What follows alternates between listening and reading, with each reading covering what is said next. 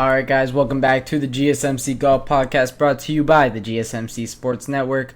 This is our third segment of the night, and we are talking now about how important are coaches in golf. And it is a conversation really catapulted by the Davis Riley win and how his coaching change really helped him at the Charles Schwab Challenge. He reunited with his former coach, Jeff Smith, going through a couple of months where he changed from, I forget his recent coach's name, but he goes back to his coach, Jeff Smith, who has been coaching him for most of his life. And now, it helped him with all aspects of his game. I talked about it in the first segment. I'm going to restate all the statistics that really, showed up in his win here. He started with him at the Players' Championship to Jeff Smith after his disappointing, I believe he got cut from the Players' Championship. And then Davis Riley has been, kind of battling to get back to that point. But, and I'm now going to look at kind of his results in recent memory because you have the win at the Charles Schwab Challenge. He does not get into the PGA Championship. He goes tied for 66th at the Myrtle Beach Classic. That was earlier in May. At the CJ Cup, Byron Nelson, he was tied 30. The Zurich Classic, which he won, he did not. He finished tied for 28th, and he won that event last year. He was cut from the Valley Road Texas Open. He was tied for 14th at the Houston Open, cut at the Valspar, cut at the Players Championship, and then a surprising win here at the Charles Schwab Challenge. So what's different, what really goes into this, because he had such a disappointing beginning to this year. I mentioned those recent runs, but even before that, the Century tied 52nd. Then you get cut at the Sunny Open, cut at the Amex, cut at the Farmers Insurance Open, 78th at Pebble Beach, coming in dead last. Mexico Open, he was cut. Not a lot of golf being played by him, and then he just suddenly wins this one. So he talked about how important the coaching change was for him. He mentioned that reuniting with Jeff Smith, it wasn't reinventing the wheel of his swing. It's just I feel like I'm in a good headspace and comfortable there, and I feel like simplicity has been the key for me. And those are words that Jeff Smith has told him, and he echoes now. Here is just to be comfortable with your swing, don't do too much, and that leads to a fantastic performance here. He doesn't have a lot of scores where he's in the reds, right? He has 1, 2, 3, 4, 5 all year. He has 5 red scores all year. And it's been very disappointing for him. However, he gets this win here at the Charles Schwab. So Jeff Smith really helps him out. He goes 6th in strokes gained off tee, 4th in strokes gained putting, 2nd in strokes gained on approach, 69.57 on scrambling, all aspects. That is driving, putting, irons, wedges, every club in his bag were working for him. The fairway woods were great. The entire weekend was so impressive from Davis Riley. I can't say that enough. And this, the reason I want to talk about this as a bigger conversation is because I kind of have noticed this as a trend in golf lately. I talk about it with Victor Hovland very often, how he hasn't been having a great year after he won the FedEx Cup last year. Very out of the blue, not having a great year here for Victor Hovland. And why is that? Well, after he finished in 2023 as the FedEx Cup champion, Victor Hovland changed coaches very, very surprisingly. Nobody really saw that coming. He changed philosophies. He kind of lost his way in his game, and then he reunited with Joe Mayo, who coached him throughout the entirety of 2023, and then he reunited with Joe Mayo right before the PGA Championship. The week before, he finished 3rd at the PGA Championship, and that has been the only event that Victor Hovland has played in since he reunited with Joe Mayo, as that was 2 weeks ago, and he did not play at the Charles Schwab Challenge. But going into the RBC Canadian Open, he's definitely a name that I want to watch, see how he plays. Another name that kind of went through the same way is Colin Morikawa. Before the Masters, he talked about being in a transition period. He split with lifelong swing coach Rick Sensinghaus in the fall. He then had pretty bad he had a pretty bad run in the months following last fall. And then ahead of the Masters, he got on the phone with Rick, and then he, met up with him a few times, helped him out with his swing again, and then he finished tied for third with Collin Morikawa. He said after his round on Sunday, he said it's been much better. He was asked about his headspace. I owe a lot of that to Rick. Obviously, joining back up with him, it's been awesome. It's not like we've done anything new. It's just being able to talk. That's the exact same thing that Davis Riley really said, was it's not anything, reinventing the swing here. It's just getting in the right headspace, talking through it.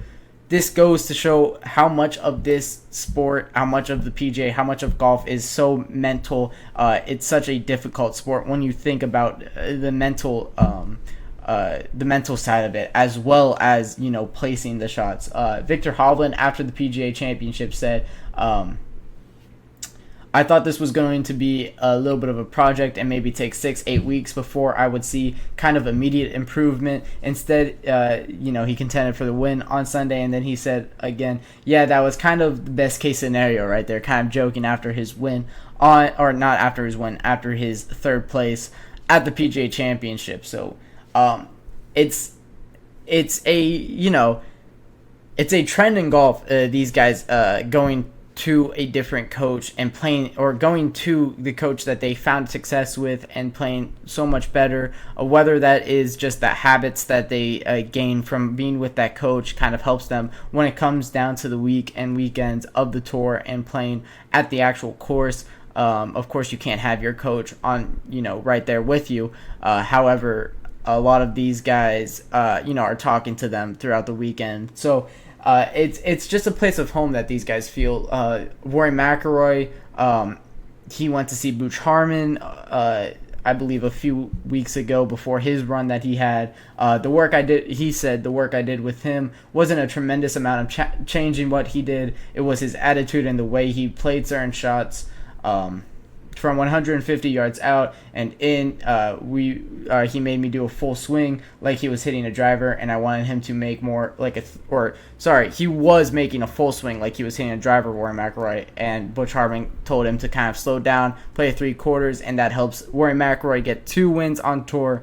So a lot of these coaches, Butch Harmon, of course, being such a legendary coach, working with just anybody in the PGA field, he's retired recently, however, still working with guys, when they call them, especially a Rory McIlroy, who has been kind of searching for his game for a little bit while here. But of course, Butch Harmon being Tiger Woods' former coach when he was on his absolute tear from 93 to 2004. He was Phil Mickelson's coach from 07 to 2015 when Phil Mickelson was playing at the top of his game. Was Coach Greg Norman, Fred Couples, Ricky Fowler, Jimmy Walker, Dustin Johnson, Gary Woodland.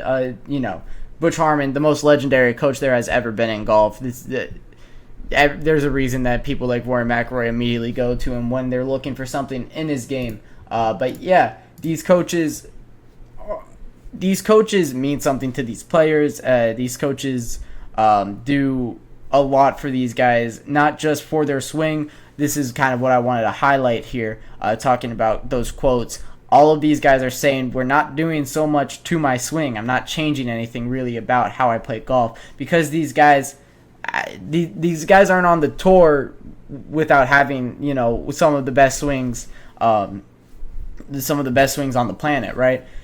So it's not so much about, changing how they play, how they swing the golf club, or just like how they play certain shots, what we're going to do like 58 yards out. What are we doing? Are we doing a 52 degree, 56 degree, 60 degree? What's the play here? What's the club you feel most comfortable with? And working with an individual, working with somebody that you are close with, feel very comfortable with, and can talk through those decisions with, really helps, all these guys on tour, really helps. As I mentioned, it helped Davis Riley in this one, winning the Charles Schwab. It's helped Collin Morikawa. He's played so well as of late. He's been in the top 5 of so many tournaments. and then Victor Hovland getting his third place at the PGA Championship. And now Victor Hovland is going to, place so much better from how he started the year to now. I'm very much looking forward to how he kind of climbs especially in the FedEx Cup rankings, as he is known to win some of these lesser golf tournaments as he did last year, and that's what helped him. You have the RBC Canadian Open coming up, but the event after that is the Memorial Tournament in Dublin, Ohio, which is the tournament that Victor Hovland won last year. He played so well at that. So I'm excited to see how he plays, as he's for sure going to be in the field that week trying to defend his crown there.